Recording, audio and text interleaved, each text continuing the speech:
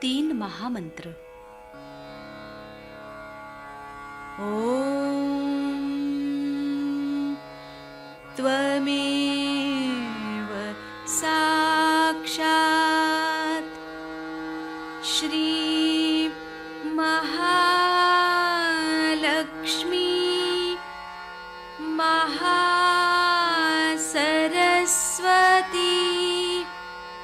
महाकाली त्रिगुणात्मिका कुण्डलिनी साक्षात् श्री आदिशक्ति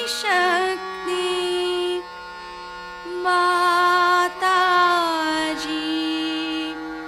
श्री निर्मला देव्यै नमो नमः। ॐ त्वमेव साक्षात् श्री कल्की साक्षात् श्री आदिशक्ति माताजी श्री निर्मला देव्यै नमो नमः। ॐ त्वमेव साक्षात् श्री कल्की साक्षात् श्री सहस्रार स्वामिनी मोक्षप्रदायिनी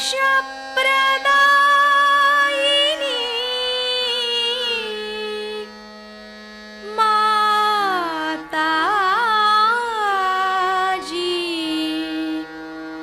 श्री निर्मला देव्यै नमो नमः। श्री गणेश मंत्र। ॐ त्वमेव साक्षात् श्री गणेश साक्षात् श्री आदिशक्ति माताजी श्री निर्मला देव्यै नमो नमः।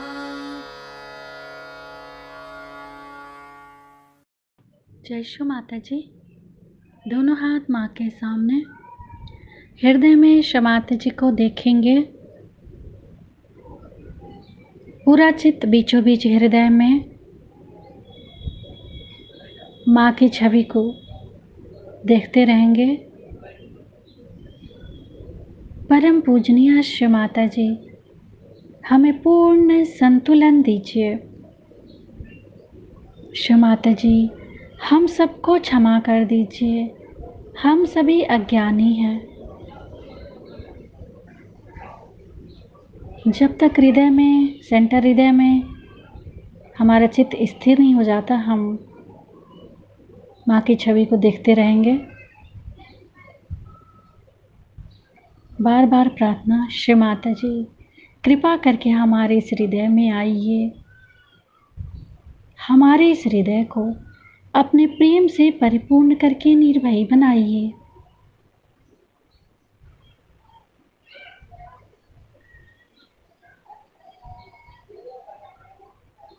धीरे धीरे अपने चित्त को अपने दोनों हाथों पे, अपनी आँखों में, अपने विचारों में पूरा समय माँ की छवि को देखते रहेंगे।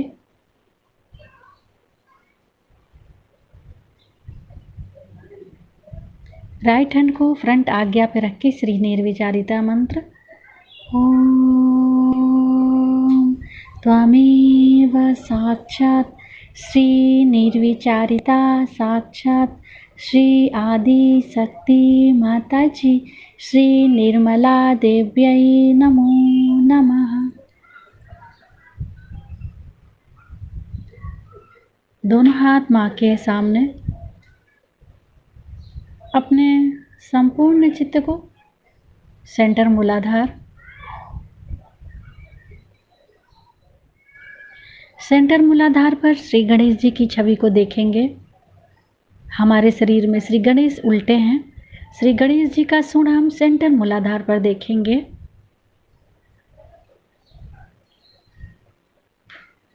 शिव माता जी, आप ही श्री गौरी गणेश हैं। हमारी अबोधिता की रक्षा कीजिए।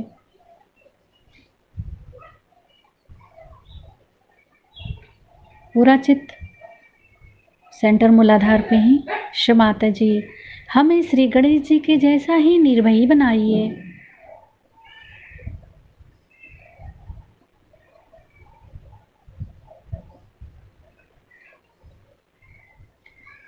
धीरे धीरे अपने चित्त को सेंटर स्वादिष्ठान,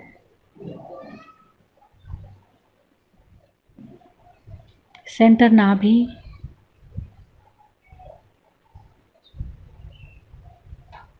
सेंटर हृदय, सेंटर विशुद्धि, फ्रंट आज्ञा, सहस्त्रार।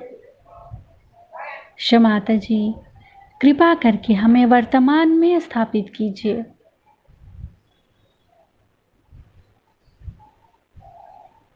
दोनों हाथों की एक एक अंगुलियों पे पूरा मन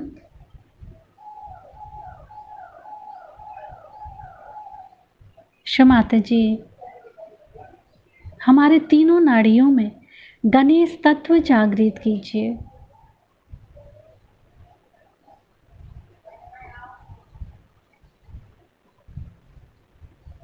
सिर के तालु भाग पर संपूर्ण चित्त, सिर के तालु भाग से अपने तीनों नाड़ियों पे बारी बारी चित्त, सिर के तालु भाग से अपने एड़ा नाड़ी, पिंगला नाड़ी, सुषुम्ना नाड़ी। शिव माता जी, कृपा करके हमें वर्तमान में स्थापित कीजिए। माँ के श्री चरण कमलों के सिर के तालु भाग पर देखेंगे। शिव माता जी, आपकी अमृत वाणी को हम सहस्त्रार से सुन सके, ऐसी कृपा कीजिए।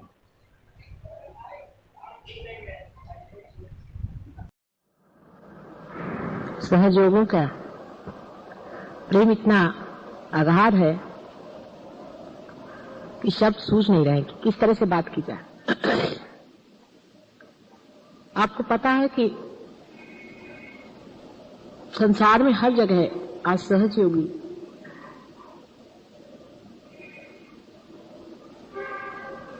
उत्क्रांति की ओर, इवोल्यूशन की ओर बढ़ रहा है। बहुत से सहयोगी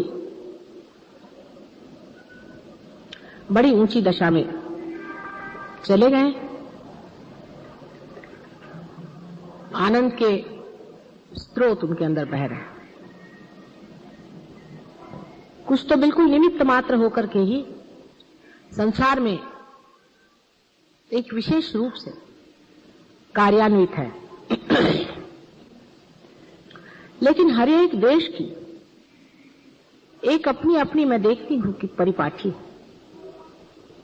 मानव हर जगह एक ही है, इसमें कोई अंतर नहीं। और सहज योग एक अंतरतम की ही व्यवस्था है, जिसका कि बाह्य से कोई संबंध है ही नहीं। तो भी चित्त, जो कि प्रकृति का एक स्वरूप है, जिसे हम कुंडलिनी के नाम से जानते हैं, उसके अंदर आप जिस जिस देश से गुजरे हैं, जिस जन्मों से गुजरे हैं, जिस प्रणालियों से गुजरे हैं, जिस व्यवस्थाओं में से आपका व्यवहार हुआ है, उस सभी का टेप रिकॉर्ड है। इसके कारण हर एक देश का मैं देखती हूं मानव थोड़ा थोड़ा सा भिन्न हो जाता है। बड़ी आश्चर्य की बात है कि मानव जितना कुछ मिथ्या है उसे कितने जोर से पकड़ लेता है और सत्य को पकड़ने में कितना कचराता है, इतना धीरा होता है, इतने मुश्किल से अपनाता है सत्य को और असत्य को बहुत बुरी तरह से अंदर में पकड़े रहता है। आश्चर्य इसीलिए होता है। पहले तो मैं सोचती थी कि मानव अपना नाम, अपना गांव, अपनी शिक्षा, अपना ओहदा, इन सब चीजों को बड़ा महत्वपूर्ण समझता है, लेकिन अंतरतम में कितना गहरा उसका असर है उसको देखते ही बनता है।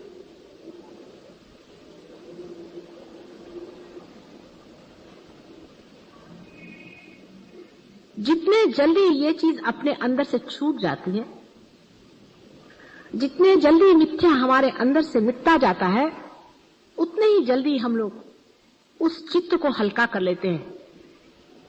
सहज योग में यही चित्त जो है, ये चित्त परमेश्वर से जाके भिड़ता है। यही चित्त उस सर्वव्यापी परमेश्वर के प्रकाश में जाके डूब जाता है। यही मानव का चित्त, जो कि हम प्रकृति का एक रूप समझते हैं, प्रकृति का जो ये फूल है, वो परमात्मा के प्रेम सागर में विसर्जित हो जाता है। लेकिन ये चित्त कितना बोझिल है, कितना अव्यवस्थित है, कभी कभी देखते ही बनता है। सहज योग की पहचान एक ही है कि आप कितने आनंद में उतरे, आप कितने शांति में उतरे, आप कितने प्रेम में उतरे। मिथ्या पे रहने वाले लोग सहज योग को नहीं प्राप्त कर सकते। हमारी मेहनत से क्या हो सकता है? ज्यादा से ज्यादा हमारे कुंडलिनी पर बिठा के आपको वहां छोड़ देंगे, लेकिन आप बार बार गिराते, उसका आनंद भी नहीं उठा पाते जहां आपको पहुंचाया।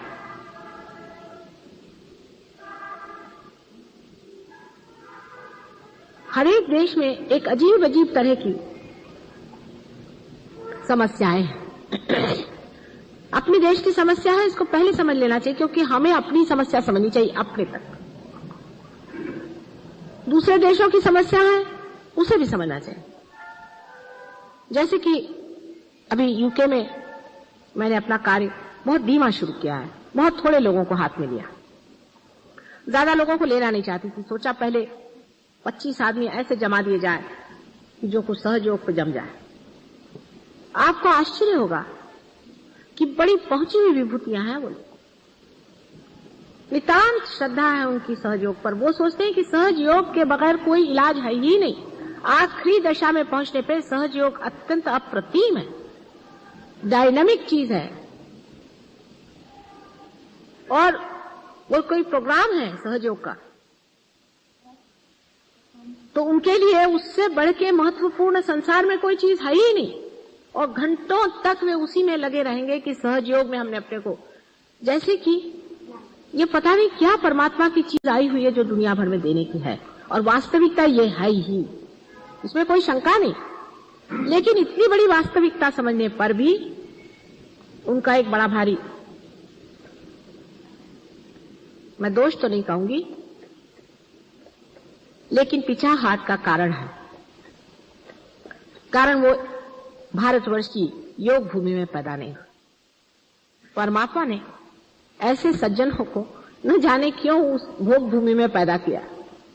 इस योग भूमि में आप लोग पैदा हुए हैं, और वो पैदा हुए हैं उस भोग भूमि में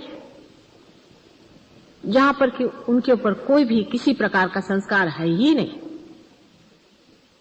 उनको यह भी पता नहीं है कि माथे में सिंदूर लगाना है तो वो नाक में लगाना है कि सर पे लगाना है।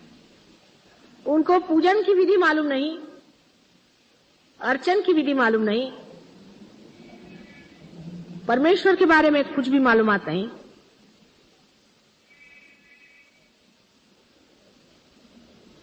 उनको नीचे बैठना तक नहीं आता, कुछ भी वो नहीं जानते, इतने अनभिज्ञ हैं कि आरती बजाने पे ताली कैसे देना चाहिए वो भी नहीं समझते। और इतनी बड़ी बड़ी विभूतियां, इतने आंतरिक हैं वो लोग, इतने प्रेममय हैं, इतना मेरे ऊपर उनको प्रेम है और इतना आदर है मेरे प्रति कि मैं आश्चर्य करती। मेरे सामने में कभी भी गुजरते वक्त सीधे नहीं गुजरते, झुक करके। इतना मेरे प्रति प्रेम उनको है कि संसार की कोई सी भी चीज मेरे आगे उनको तुच्छ लगती। इतना उनको मेरा महात्म्य है, उनकी समझ में नहीं आता कि किस तरह से मेरे आदर को पूरा करें। इस पर बड़ा आश्चर्य होता है कि वो इस चीज का इतना महात्म्य समझते हैं और अपने प्रति अत्यंत उदासीन है, अपने पीछे डंडा लेके लगे हुए हैं। मैंने उनसे कहा कि आप अपने को जूते मार सकते हैं, आपके ऊपर जो बाधा है उसके लिए। मैंने 108 कहा, वो 3 बार 108 में मारते हैं, जहां चांस मिलता वो अपने को मारते रहते हैं। हमसे कह लगे कोई गालियां सिखाओ, हम अपने को देना चाहते हैं। ये हम ही खराब है। कोई इंडिविजुअली बात करते, कभी मैंने देखा नहीं किसी की शिकायत या किसी के बारे में कोई बात अपने ही को कहते और दूसरे के बारे में यही कहते कि वो इतना बढ़िया आदमी कि हमें अपने पर लज्जा आती, वो कितना बढ़िया, हम तो अपने पर शर्मिंदा। उसके तरफ दृष्टि नहीं करते जिसको वो गलत सोचते हैं, अपने ही को गलत सोचते हैं। पूरी समय आपको आश्चर्य होगा कि अपने पीछे डंडा लेकर लगे हुए हैं। जहां मैं देखती हूं उसके बिल्कुल उल्टी बात है। सारी दृष्टि अपनी ओर लगाकर, इतनी तपस्विता उन लोगों के अंदर में, और छोटे बच्चे जैसे मासूम बिल्कुल। मैं आने लगी तो ऐसे झरझर झरझर उनके आंखों से आंसू बहने लगे। सहयोग उन पे डाला, सब कुछ कर लिया, पर उनके आंसू नहीं रुके। इतनी सहज सरल उनकी भावना है। अभी तो सिर्फ मेरे ख्याल से 21 आदमियों से ज्यादा नहीं ऐसी महिला जोड़ पाएगी, लेकिन है ये बात।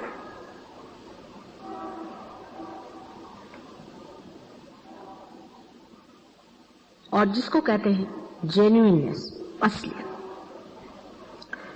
खुद मैं जेन्युइन नहीं हूं ये वो समझते हैं, कहते हैं मेरे अंदर कोई आकर कह रहा है कि मैं जेन्युइन नहीं हूं। मैं नहीं हूं जेन्युइन। माता जी, मेरे अंदर ये कपट है, मेरे अंदर ये झूठ है, मैं इस झूठ को लिए हूं, मैं उस झूठ को लिए हूं। पूर्णतया दिल को खोल के कहते हैं और उनको कोई बात में शर्म नहीं आती। अपने को बुरा कहने में उनको जरा भी शर्म नहीं आती, लेकिन दूसरों को जजमेंट वो बिल्कुल नहीं करते। फिर ये भी बताते हैं कि हाँ, मैंने ये गलत काम क्यों किया, इसकी वजह ये थी। अपना हिस्सा बताएंगे कि मेरे बाप ऐसे थे, एक बार ऐसा हुआ था, साइकोलॉजिकली ये बात है, इसलिए मैं ऐसा करता हूं। मैंने ये बात ऐसी क्यों करी, उसका कारण वो बताते हैं, क्योंकि इसमें ऐसा हुआ था, इसलिए मैं ऐसा करता हूं। एक आध दो लोग ऐसे भी आते जिन पे बहुत बाधा थी, वो अपने दिन नहीं भूलते हैं बिल्कुल भी, और चुप रहते हैं, कहते नहीं कुछ, कहते हैं कि नहीं, अभी हमें वो जो असर थे वो निकलने दो पूरे, हो सकता है अभी भी कहीं छिपे हुए असर हो जाए। इतने मौन आत्मसात करते हैं, लेकिन उनके अंदर ये कमी है कि वो पूजन भी नहीं जानते, अर्चन भी नहीं जानते, विचारों को समझ में नहीं आता है। मैंने उनसे कहा कि मैं कुछ पैसा नहीं लेती हूँ, कुछ नहीं लेती हूँ।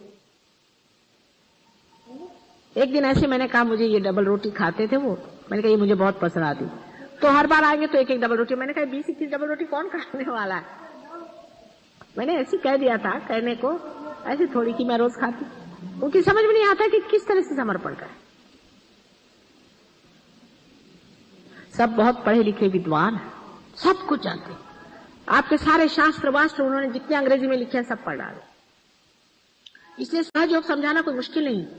वो कहते हैं कि ये जड़ से सूक्ष्म में उतरने का तरीका सहयोग है। उन लोगों ने मेरा इंट्रोडक्शन लिखा है, अभी किताब का पढ़ के दंग हो जाएंगे। सारे दुनिया के फिलोसोफर्स ला करके उन्होंने मां के चरणों में डाल दिए। ये सब कुछ भी नहीं है। इन्होंने क्या, इन्होंने तो प्रश्न खड़े किए, मां ने उसका उत्तर दिया। अपने भाग्य को सहारते हैं और कहते हैं कि हमारे परम भाग्य जो हम पहले मां से मिले, और कहते हैं कि इस धरती में इतने लोग आपको ऐसे मिलेंगे,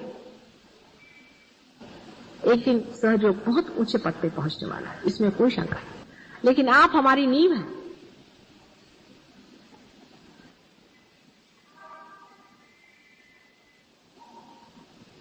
नींव के पत्थर कितने जबरदस्त होने चाहिए। पहली चीज हमें ध्यान में लाना चाहिए, क्या हम जेन्युइन हैं? अपनी ओर नजर करें, दूसरों की ओर नहीं, अपनी ओर नजर करें। क्या हम जेन्युइन हैं? देखिए, उनको किसी मंत्र भी बोलना नहीं आता, उनसे श्री कृष्ण भी नहीं बोलना आता बेचारों, बहुत मुश्किल से राधा कृष्ण कहता। आपके लिए कितना सरल है कि आप अपने विशुद्धि को साफ कर लें। राधा कृष्ण आपने कह दिया, हो गया काम खत्म। अब वो राधा कृष्ण नहीं कह सकते बेचारे, तो कृष्ण जी जरा नाराज हो जाते हैं बात बात में, उनको प्रोनाउंसिएशन भी ठीक नहीं, और आपको आसानी मिल जाते हैं।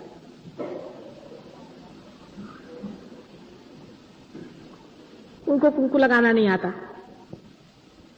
उनको सिंदूर का मालूम नहीं, उनको फूल चढ़ाना नहीं आता, उनको गणेश जी बनाना नहीं आता, उनको स्वस्तिक बनाना नहीं आता, हर बार उल्टी बना देते हैं बेचारे। कभी उन्होंने जाना नहीं ये सब चीजों। लेकिन अत्यंत शरणागत होते हुए भी वो लोग उसे नहीं पाते जो तुम लोग पा चुके हो। तुमने बहुत पाया है, लेकिन उसका महात्म्य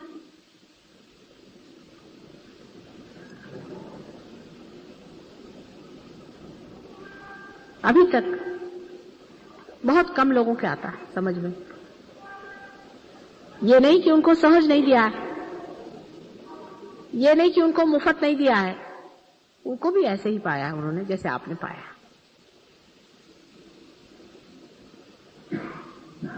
लेकिन उनका मेरे प्रति जो प्रेम इतना नितांत है, जैसे लगता है कि जन्म जन्मांतर का वो संबंध समझ गए हैं और तुम लोग अभी तक समझ नहीं पा रहे। अपने ही में क्यों सीमित हो?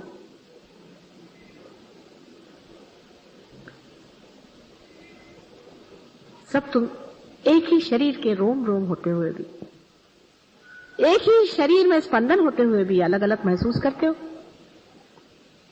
और वहां ये प्रश्न ही नहीं खड़ा होता, टीम वर्क का प्रश्न ही नहीं खड़ा होता है।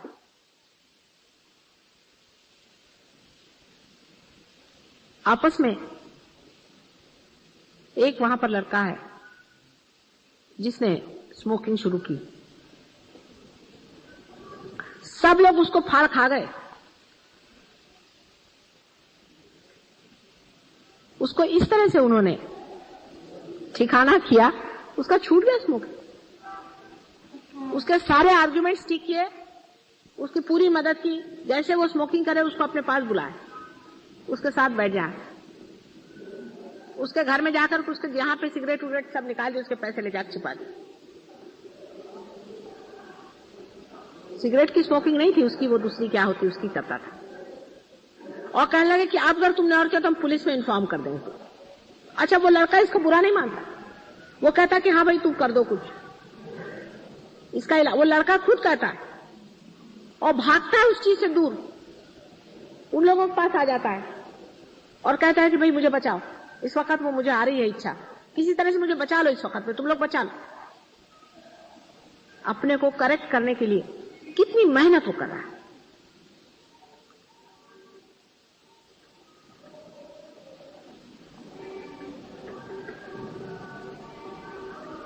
यहां तो आपका समाज ही करेक्टेड है।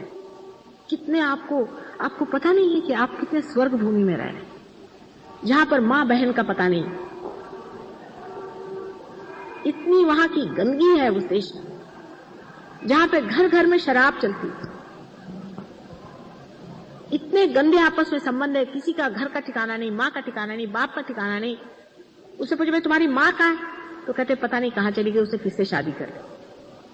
चरित्रहीन, मूलाधार चक्र सबका चौपट।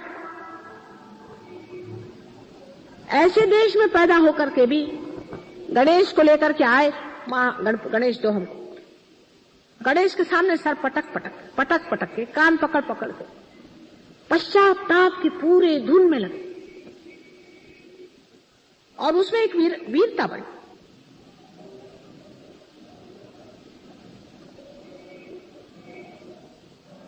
इतना बड़ा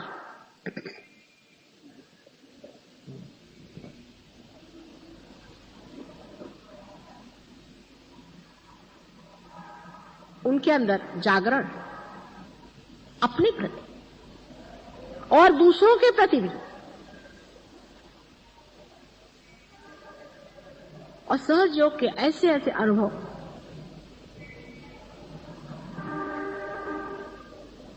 और ऐसी ऐसी बातें उन्होंने बताई। आपके पास एक चिट्ठी मैंने भेजी थी, वो उन सब लोगों ने मिलकर के उसका पता लगाया। मेरे भी असलियत का पता उन लोगों ने लगाया। अभी तक आपके नहीं नजर में आई बात, उनके आ गई। वो समझ गए यही बात है, ये चीज है। कहने को महामाया, अंदर बात ये।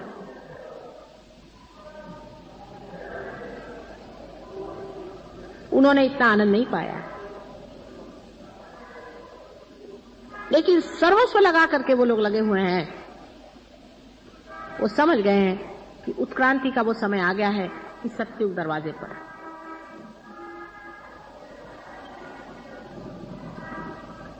और वो ये भी समझ रहे हैं कि अगर सत्युग का दरवाजा नहीं खुला तो बिल्कुल दूसरा संहार का दरवाजा खुलने वाला है, और सबको जिम्मेदारी है इस चीज की। इसकी जिम्मेदारी वो सोचते हैं कि हमें ये करने का है।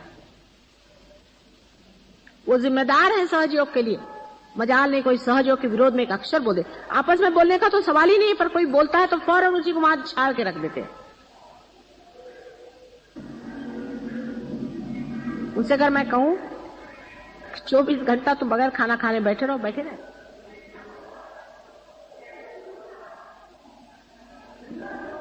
लेकिन इसका यह अर्थ नहीं कि आप लोग कुछ कम।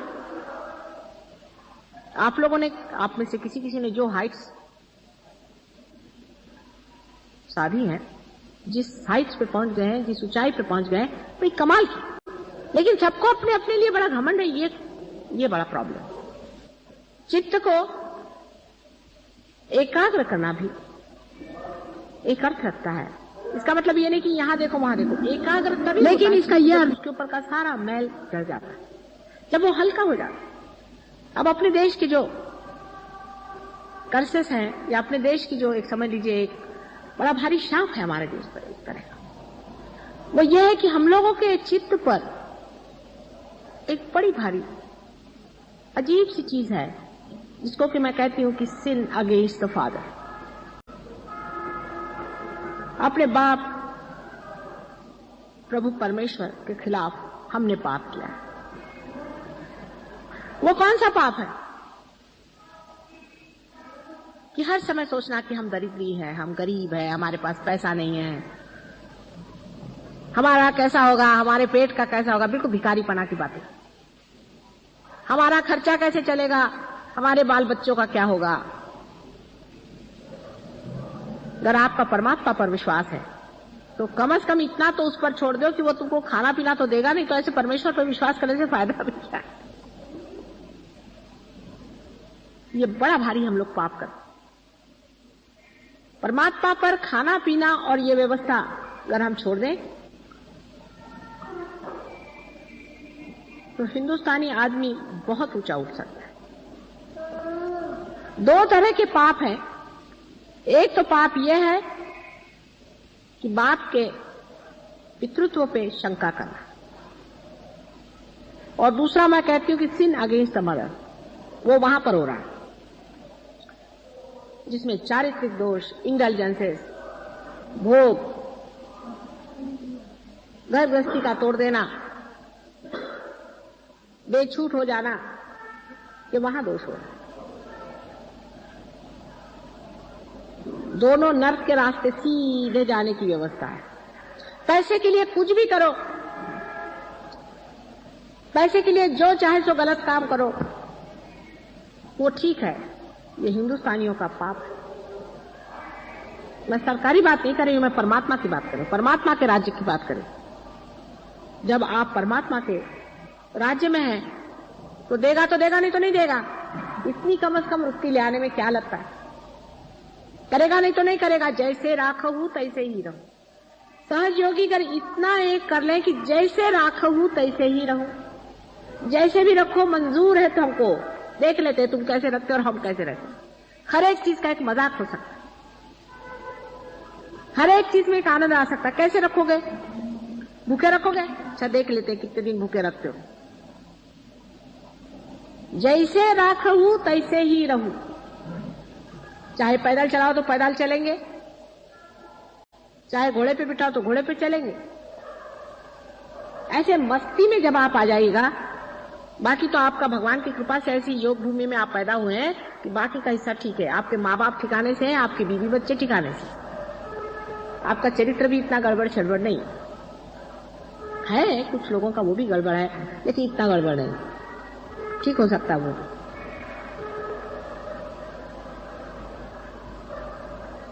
वहां पर इतना ज्यादा दूसरा वाला पाप है कि सबकी आंख यूं यूं यूं यूं औरतें आदमियों की चलती रहती है हर समय, माने बाधा उनके अंदर, एक के से एक दूसरे की बाधा जा रहे हैं। एक औरत आई, उसको देखा, औरत ने आदमी को देखा, यही चलते रहता वहां पर, चक्कर ही ऐसा। तो हमसे कहले माता जी ये तो यहाँ सबके बाधा घुस जाती है आंख में, करे क्या आंख को? मैंने कहा आंख जरा नीचे रखो। लक्ष्मण जी कैसे? सीता जी के सिर्फ पैर देख के नीचा, धीरे धीरे अपने आप वो बाधाएं छूट जाएंगी। जब आप ऐसे धंधे ही नहीं करेगा तो वहां रहने का उसको काम क्या है? बाधा का। अपने आप जो अंदर में भूत आपके अंदर में घूम रहा है, भूत आपके अंदर में काम कर रहा है, वो अपने आप ही वहां से भाग जाएगा। अगर आप इधर उधर आंख नहीं घुमाइएगा तो एकदम से वो भूत भाग जाएंगे, और जब तक आप अपनी आंख घुमाते रहिएगा वो भूत वहां बैठे रहेंगे। फौरन आंखें सबकी यूं, रास्ते में चलते हैं आंख यूं करके चलते। ये साधु लक्षण, माने कह दिया मान लिया, ये बच्चों के लक्षण है। आपके भले के लिए है, आपके कल्याणी के लिए कह रहे। आपको भी समझना है कि सहज योग में हमने जितना पाना है वो पाने का ही है इसी जन्म में। हमको पाने का है, किसी और को नहीं। हमको पाने का, हमको लेने का, दूसरों को नहीं। दूसरों की चिंता छोड़ो, अपनी सोचो कि हमने कितना पाया, हम इसके कितने गहराई में उतरे, हमने क्या पाया, हम अपने साथ क्या व्यवहार करें, हम क्यों ढोंग कर रहे हैं अपने साथ, हम क्यों अपने को ठगा रहे हैं, हम क्यों झूठ बोल रहे हैं, हम अपने साथ क्यों ऐसी जाति कर रहे हैं, हमने क्या पा लिया। अरे सारा भंडार खोल दिया, आ जाओ अंदर, जैसे भी हो आ जाओ, हम नहला धुला के तुमको बिठा देंगे। फिर सोच क्या, कितने गहरे उतरे हम, गंगा की शीतल धारा में कितने अंदर बहते गए हम। वो तो बह रही पूरी तरह से कि लो बेटे लो लो जो लेना ले, कितनी घाघर हमने भर ली, चित्त हमारा इधर उधर दौड़ रहा है। अपनी और दृष्टि करते ही तुम समझ जाओगे कि तुमने ही अपने साथ छलना करी, किसी और ने की नहीं। ये बड़ा भारी अंतर है, सहज योग के लिए नुकसान का भी। अपनी और दृष्टि न रखना ये सहज योग के लिए बहुत बड़ी नुकसान की चीज है। और अपने और उसी मनुष्य की दृष्टि होती है स्वभावता ही, जो जन्म जन्मांतर से खोज रहा, वो जानता है कि मेरी गलतियों की वजह से मैं नहीं पाया था, मैं और गलती नहीं करूंगा। जैसे कि कुंद घर के अंदर में आप बंद हैं और निकलने का रास्ता नहीं, जिसने 10 जगह दरवाजे पर ठोका मारा है, जिसका सर फूटा है 10 जगह, वो फिर सोचता है नहीं, रास्ते की ओर नजर रखो, दरवाजे की ओर नजर रखो। सब दूर से मार खाने से वो दरवाजे की ओर, वो कुछ और नहीं जानता है, सिर्फ ये जानता है हाँ मैंने पाया है ना, मैंने देखा है ना, मुझे मालूम है वाइब्रेशंस आ रहे हैं मेरे अंदर से, सहस्त्रार मेरा छिदा है, मैंने जाना है, होता है, ये सही बात है। बस उसी बात को पकड़े हुए हैं, उसी दरवाजे को पकड़े हैं। फिर माँ अगर कह दे कुछ भी तो ये नहीं कि मैं ये नहीं मानता वो नहीं मानता, जो भी कह रही है हर एक बात सही है। और जैसे ही वो कहते हैं सारा की सारा उनके आगे ज्ञान आते जा रहा है।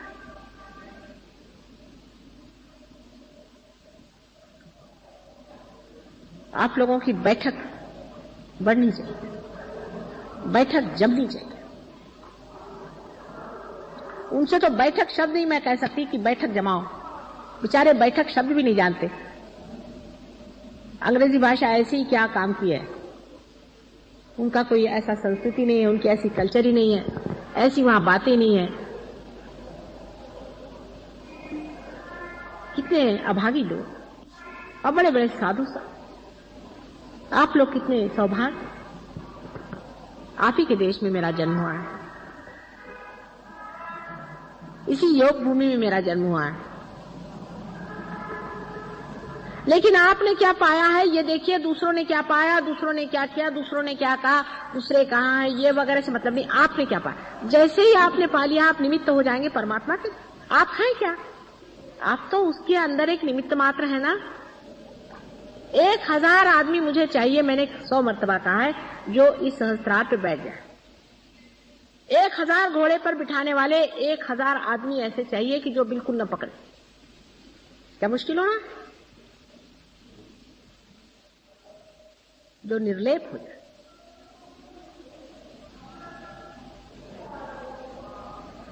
अगर आप सहयोग के लिए कुछ कर रहे हैं तो अपने ही लिए तो कर रहे हैं। ऐसा तो हो कोई आदमी कहे कि भाई मैं गया, मैंने जाकर के बाजार में इतना अपने लिए सोना खरीदा, इतनी मैंने चीजें खरीदी, मैंने इतनी मेहनत। आपने इतनी जो भी मेहनत करी, जो भी आपने किया, अपने लिए तो किया है, किसी और के लिए नहीं। आपने देखा है ना कि सब कुछ जो भी कुछ आपने किया है उसका लाभ अपने ही को हुआ है। बहुत से लोग हो गए संसार में आज तक, उन्होंने पाया, एक आध दो एक युग में हुए, बहुत थोड़े आप जानते हैं लोग आप से मिले हैं। कितने लोग रियलाइज्ड हैं संसार में, बहुत ही कम लोग आपको दिखेंगे। और आजकल तो कलयुग का बिल्कुल घोर निनाद चल रहा है। इस वक्त तो पशु ही अधिकतर है, बिना पुच्छ के पशु बहुत सारे हैं। पर इसी कलयुग में, इसी कीचड़ में ही एक विशेष रूप से कार्य होने वाला है, ये आप जानते हैं, हो रहा।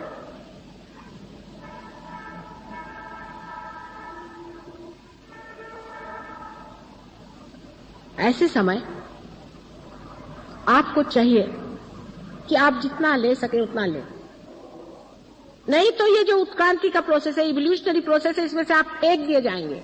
वो समय दूर नहीं, मैंने 79 बता दिया कि 79 तक ही ये कार्य होगा, उससे आगे 99 ईयर तक सत्युग पूरा मैच्योर हो जाएगा। हाँ, आप लोग की अकल पे है, नहीं तो कलयुग भी आप ही के बदौलत पनपेगा।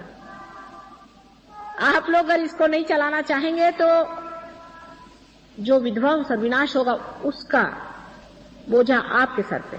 मराठी में कहना, त्याचं खापर तुमच्या डोकावर।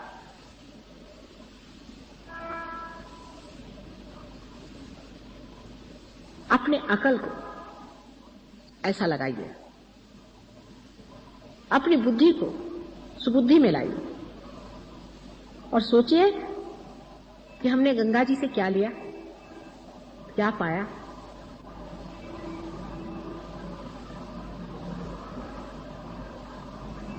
क्या पाने का है। आपने बहुत आनंद पाया है, उस आनंद का एक क्षण जो भी पाया है उसको याद करते रहना चाहिए और आपको अपने मन से कहना चाहिए कि उसी क्षण में हमेशा रहना है मुझे। चिपक जाएंगे आप वहां पर। और जो भी इधर उधर के फालतू के विचार आ रहे, किसी भी वर्ण के आदमी के लिए ये मना नहीं है, किसी भी व्यवस्था के आदमी के लिए मना नहीं है।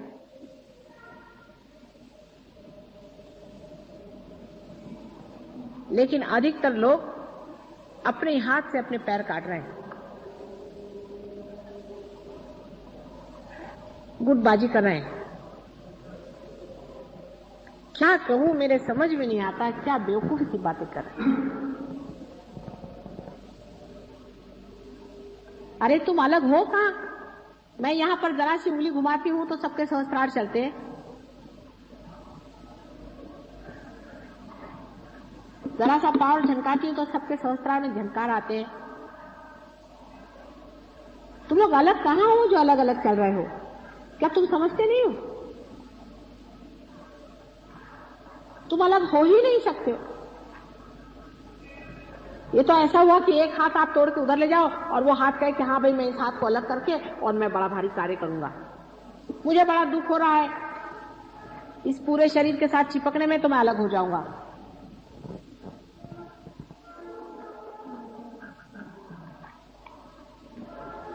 इसी तरह की ये बात होती है। अपनी अगर मृत्यु चाहिए हो तो मनुष्य ऐसा ही मूर्खता के काम करता है।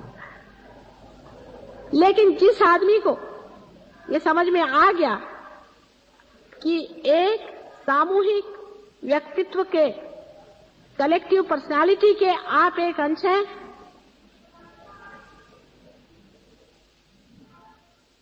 उसी क्षण सारा काम ठीक हो सकता है। आप हैं, आप जानते हैं आप हैं, आप जानते हैं आप हैं उसके।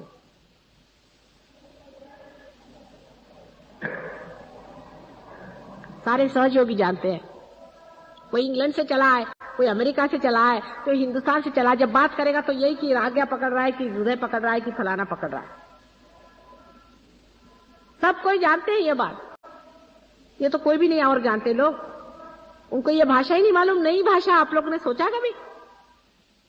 फौरन आपको पता हो जाता है किसका क्या पकड़ रहा है, कौन कहां कितने गहरे पानी में कहां चल रहा है, क्या हो रहा है क्या नहीं हो रहा है। फर्क इतना ही है कि अपने और दृष्टि कम होने की वजह से अपने में क्या हो रहा है वो नहीं दिखाई दे रहा, दूसरे का दिखाई दे रहा है। ये तो ऐसा ही कि ये अगर हाथ सड़ रहा है और ये हाथ इस हाथ का नहीं सोच रहा है,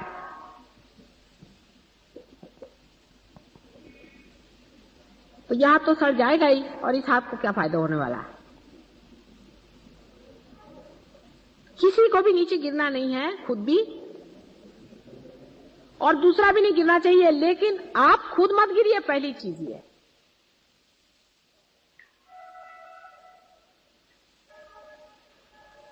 अव्याहत चल रहा है ये सारा काम, सारे चारों तरफ छाया हुआ है, जिसको कि हम अनकॉन्शियस कहते हैं, जिसको कि प्रणव कहा जाता है, जिसको कि मैं डिवाइन लव कहती हूँ। चारों तरफ आपकी मदद के लिए मंडरा रहा है, आपके चारों तरफ इस वक्त में भैरवनाथ जी यहाँ बैठे हुए हैं, यहाँ पर हनुमान जी बैठे हुए हैं, आपके साथ हजारों आदमी लगे हुए हैं यहाँ पर, आप पे मेहनत कर रहे हैं। जिस अनुभव को आपने पाया है, संसार में किसने पाया था आज तक बताइए? बड़े बड़े साधु सन्यासी हो गए, बड़े बड़े हो गए होंगे, किसी ने भी सामूहिक चेतना पर इतना क्लियरली जाना है जितना तुम लोग जानते हो? इतनी किताबें पढ़ डालो। और वो मुझसे पूछते हैं साधु सन्यासी, बड़े बड़े साधु, उसमें से किसी ने जन्म लिया, किसी ने नहीं लिया, किनको किस सिलसिले में आपने दिया है इन लोगों को? बहुत बड़ी चीज है। मैंने अपने सहस्त्रार से तुमको जन्म दिया है, उन लोगों को नहीं दिया था, उनके ऊपर उतर के दिया था। तुमको मैंने अपने हृदय में स्थान देके सहस्त्रार से तुमको जन्म दिया। कितनी बड़ी तुम्हारी स्थिति। ऐसा तो श्री गणेश को भी जन्म नहीं दिया था जैसा तुमको दिया। तो विशेष वस्तु है ना, अत्यंत प्रेम से प्लावित करके दिया हुआ है। अपने से ही प्रेम करो।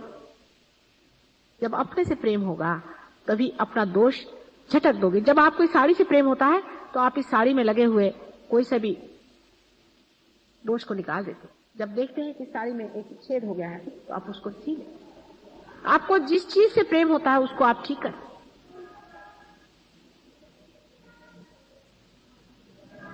और जिस चीज से आपको प्रेम नहीं होता उसको आप छोड़ देते।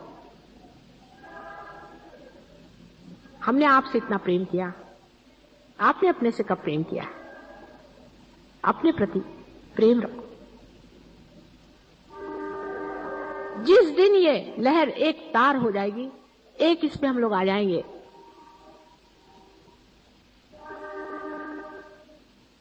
वो दिन की मैं राह देख रही हूं।